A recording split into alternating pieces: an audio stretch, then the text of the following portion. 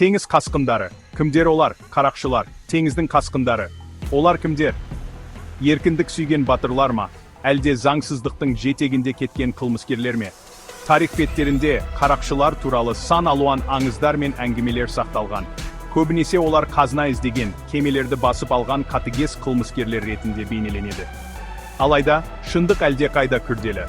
Қарақшылықтың тарихы тым тереңде жатыр. Ерте заманнан бері теңіз саудасы дамыған аймақтарда қарақшылық белең алған.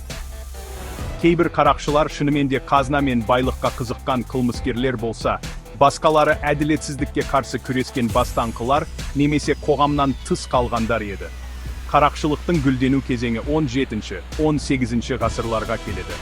Бұл кезде Еуропа елдері теңізде үстемдік ету үшін күресіп, отарлардан байлық тасымалдайтын сауда кемелеріне шабуыл жасау жиілеп кетті. Кейбір қарақшылар тіпті өз мемлекеттерінің қолдауына ие болып, корсар немесе приватир атағын алды. Олар жау елдің кемелерін тонап, олжаның бір бөлігін өз патшаларына өткізіп тұрды. Қарақшылықтың тарихы қарама қайшылықтарға толы. Бұл бір жағынан зорлық-зомбылық пен қатыгездік болса, екінші жағынан еркіндік пен әділеттілік жолындағы күрес болды.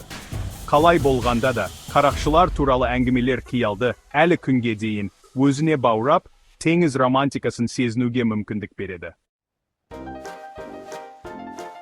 Қарақшылық кемесі, еркіндік мекені ме, тұтқын орны ма? Қарақшылардың өмірі еркіндік пен қауіптің тамаша үйлесімі болды.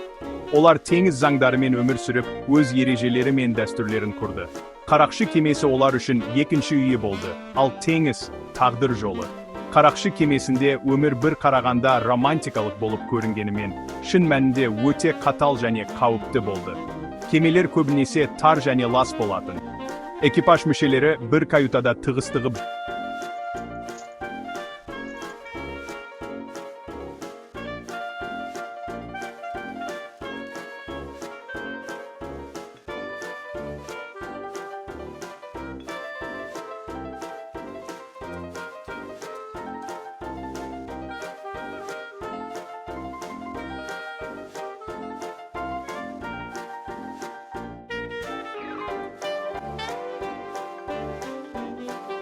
арқылы қабылданатын. Қарақшылардың өмірі қысқа, бірақ мазмұнды болды.